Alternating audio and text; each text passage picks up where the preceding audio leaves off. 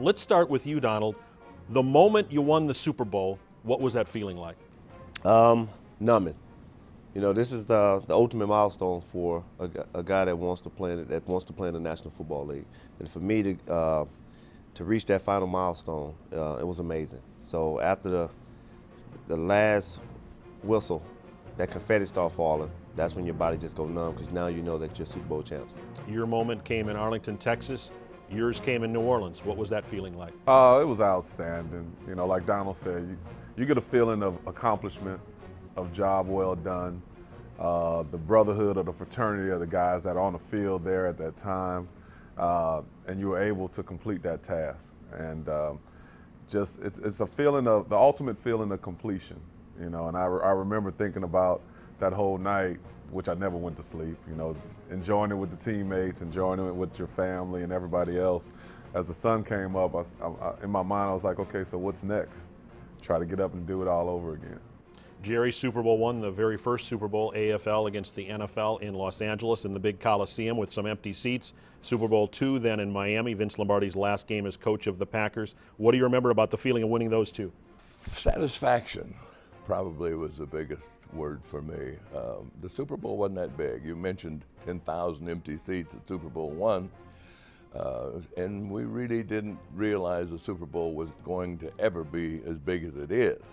It was another game. It was a championship game against what we considered an inferior league. There was a lot of animosity between the AFL and the NFL at that time. And Coach Lombardi had a great deal of pressure from some of the owners in the NFL, not only to beat the Kansas City Chiefs, but beat them badly if he could. I remember Frank Gifford was telling me years later that he was doing an interview with Coach Lombardi. He put his hand on his shoulder, and there were two television networks broadcasting the game.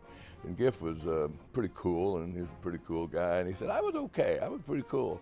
I put my hand on Lombardi's shoulder, and he's shaking like a leaf. So I got nervous.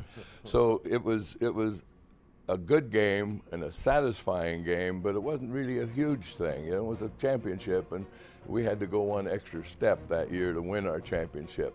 So the next year in Florida was pretty much the same. It was a job well done. We played the Rams in the playoff game prior to the Ice Bowl against the Cowboys in Green Bay, and then the Super Bowl was, okay, we got one more to go. Really, our championship was against the Cowboys in Green Bay. And the biggest thing about Super Bowl II was Coach Lombardi's retirement and the fact that he said, this may be our last game together. And the reason I gave him a ride along with Forrest Gregg off the field, because he had said that this was his last game with us as a team. So it was a great memory and a satisfying game. Played well, played hard. We played very professionally, but not with a great deal of emotion.